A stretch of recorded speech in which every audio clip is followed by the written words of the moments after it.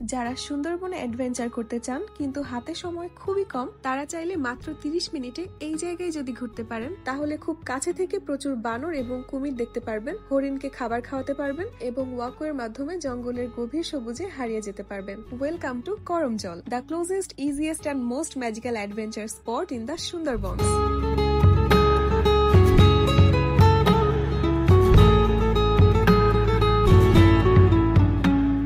আমি যেহেতু কুষ্টিয়া থেকে যাচ্ছি তাই প্রয়োজনীয় খুবই অল্প জিনিসপত্র গুছিয়ে নিচ্ছি। ট্রাভেল হোক বা ডে লং জার্নি, আমি সবসময় এই বক্সটা ক্যারি করি, কারণ এর ভিতরে ছোট ছোট অনেক মেকআপ আইটেমস খুব ইজিলি এঁটে যায়। এমনকি রিং, ওয়াচ সহ ছোট জুয়েলারির জন্য আলাদা জায়গা আছে। এর সাথে রয়েছে একটা লাইটেড মিরর, যেটা লো লাইটেও মেকআপ করতে অনেক হেল্প করে। ইভেন লাইটেও রয়েছে দুইটা মোড, একটা ওয়ার্ম আর একটা কুল, তাই নিজের মুড অনুযায়ী সহজে ইউজ করা যায়। এই সুন্দর ফাংশনাল জুয়েলারি বক্সটা আমি নিয়েছি রিভমার্ট পেজ থেকে। এরপর আমরা মংলার উদ্দেশ্যে রওনা দিলাম এবং ভোর 6টায় মংলা ফেরিঘাটে পৌঁছালাম। এরপর করমজলে যাওয়ার জন্য একটি বোট নিয়ে রওনা দিলাম। ভোরের সূর্যের সোনালী আলো নদীর পানির ওপর পড়ে পুরো নদীকে ঝলমলে করে তুলছিল। সাথে ছোট বড় নৌকার যাওয়া আসা আর চারপাশের শান্ত পরিবেশের সৌন্দর্য দেখতে দেখতে মাত্র 30 মিনিটের মধ্যে আমরা পৌঁছে গেলাম করমজলে। বোট থেকে নেমেই সবার প্রথমে আপনাকে ওয়েলকাম করবে অসংখ্য বানর। চারিদিকে শুধু বানরের দৌড়ঝাঁপ, লাফালাফি, যেন পুরো জায়গাটাই তাদের রাজ্য। এর ঠিক পাশেই দেখতে পাবেন বেশ কিছু হরিণ, আর চাইলে মাত্র 5 টাকায় শাক পাতা কিনে নিজের হাতেই হরিণকে খাওয়ানোর এক্সপেরিয়েন্স নিতে পারবেন।